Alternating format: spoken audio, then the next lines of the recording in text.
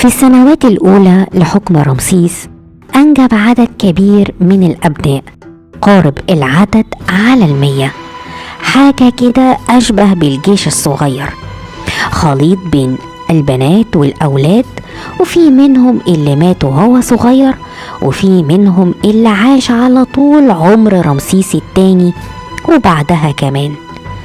اسمح لي عزيزي المشاهد أسلط الضوء على تاني أكبر أبناء رمسيس الثاني من زوجته الثانية إست نفرة، واسمه خاءم واست، وهو ترتيبه الرابع من أبناء رمسيس.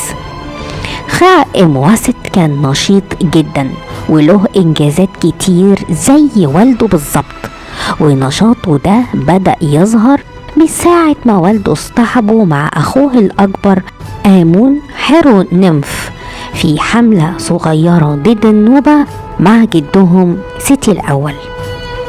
آمون حرو نمف هو أكبر أبناء رمسيس من الزوجة الأولى نفرتاري. أظهر بطولته في حرب قادش، عشان كده لقب بالقائد العام، وكمان شارك في حملات السورية وخاصة حملة مؤاب، وأصبح بعد كده ولي العهد.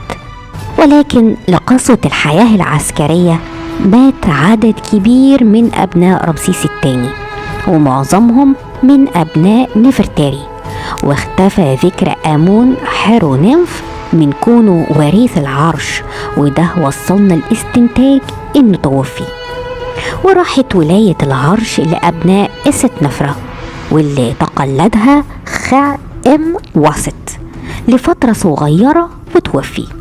بس هو ما كانش محتاج اللقب ده عشان يلمع اسمه ويصبح شهرة اسمه بنفس مقدار شهرة أبيه.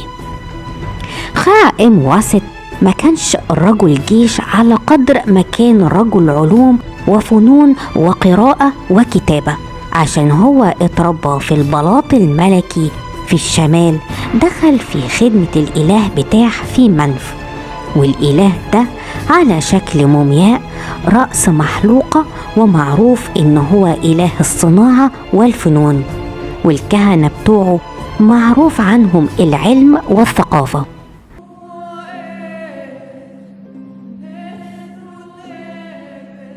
عزيزي المشاهد، هحكي لك معلومة صغيرة توضح لك أهمية عمل خاءم واست واللي نال كل الشهرة دي.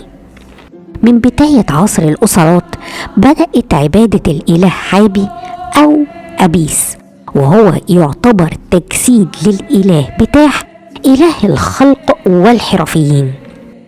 الكهنة كانوا معتادين على البحث عن عجل صغير بعلامات مميزة زي دائرة بيضاء على جبهته وأشكال معينة في جسمه، ولو لقوه بيعلن إنه هو العجل أبيس المختار، وينقل للمعبد في منف ويعامل معاملة ملكية، والجمهور بيزوروا لطلب البركة.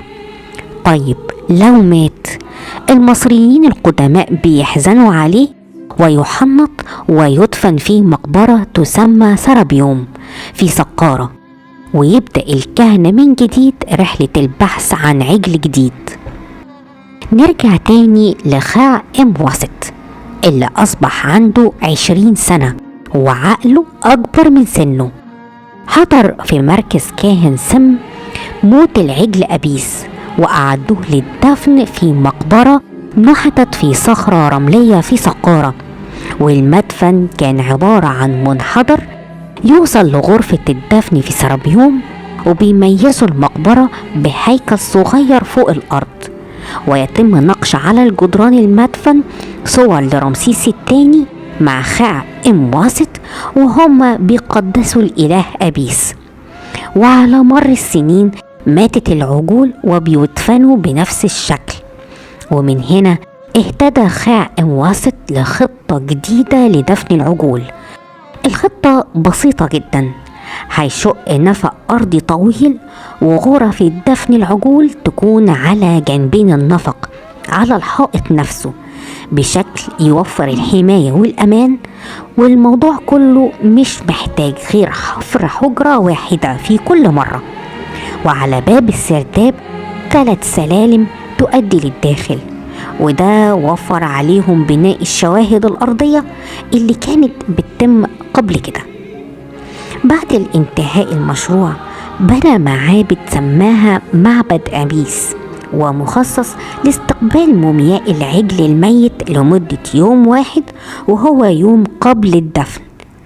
المدفن ده استمر 13 قرن متتاليين لحد ما السرداب اتملى وفتحوا سراديب جديدة بنفس النظام.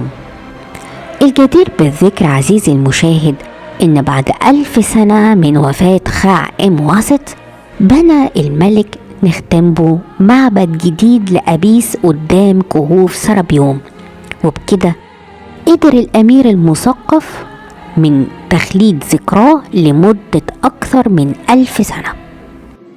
منذ عصر الأهرامات واكتسبت منف شهرة تاريخية كبيرة، شهرة لفتت نظر خا-إم-وست واهتم بيها اهتمام كبير لدرجة انه عرف بأول رائد لعلم المصريات، وقضى وقت كبير في دراسة الأهرامات سقارة شمال الجيزة، وكان معجب جدا بروعتها، وكان محبط جدا لما شافهم مهملين ومتغطيين بالرمال.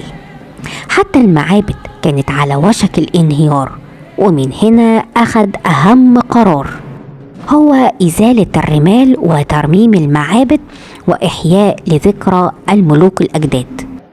وزي ما خطط لمدفن أبيس، دي كمان خطط لها مشروع كبير وعرضها على رمسيس الثاني، وفكروا إن الحفاظ على ذكرى الملوك الأسلاف هيضيف لعصره المجد فوق المجد اللي حققه.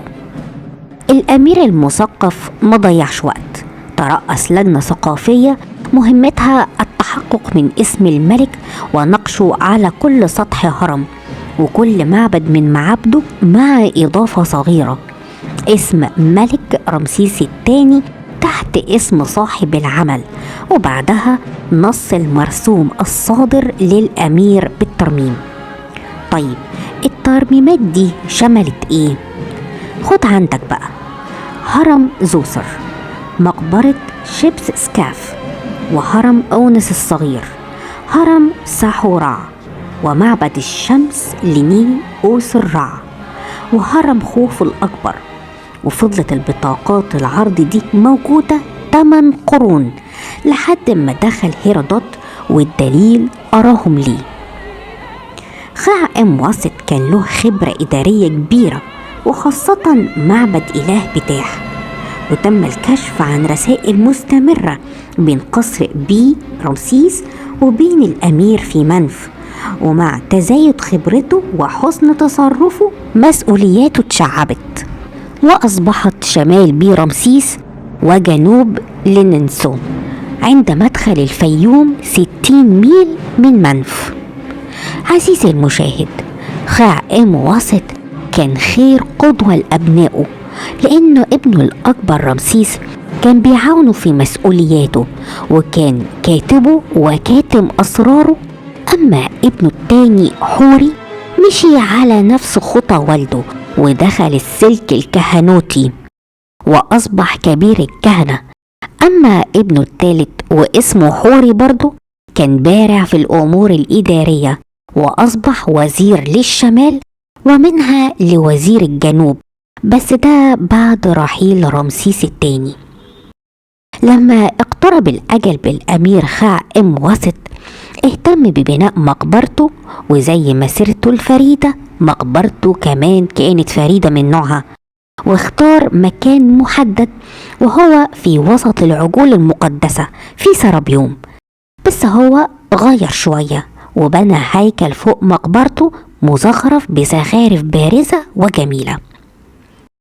الأمير خا-إم-وست توفي في السنة 55 من حكم والده رمسيس الثاني. رحل وهو واحد من الأعلام اللي خدمت الإله بتاح في منف، وده جعل مجمع كهنة بتاح يكرموا ذكراه عرفانا منهم بمجهوداته. رحل الأمير المثقف في تابوت خشبي متين محاط بجهاز كنائسي وقناع من ذهب وحلي ثمينة منقوش عليها اسمه.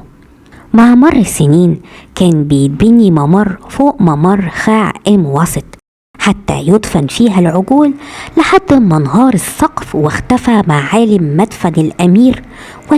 وللأسف اتعرضت سراديب العجول للنهب، وكل الكنوز اللي كانت فيها اتاخدت، بس مدفن الأمير فضل مستخبي في أمان لحد سنة 1852 لما وجدوا مارييت، وكان مصدوم من وجوده بين العجول. بعد وفاة الأمير خاع واسط، المصريين القدماء حولوا شخصيته إلى شخصية أسطورية في الأدب المصري المتأخر، وبالتحديد في قصة خاع واسط والنفر كبتاح. القصة صورته على إنه باحث عن الكتب السحرية القديمة بيحاول بيها يفهم أسرار الموت والحياة. القصة كمان صورته كأمير حكيم بيلف المقابر وبيتكلم مع الموتى وبيقرأ الكتب المقدسة. عزيزي المشاهد، خاع واسط ما كانش أي أمير فرعوني، كان فكرة كبيرة أساسها اللي ما يحافظش على ماضيه ملهوش مستقبل، وإن حماية الآثار مش طرف، دي مسؤولية. عزيزي المشاهد، ها عرفت؟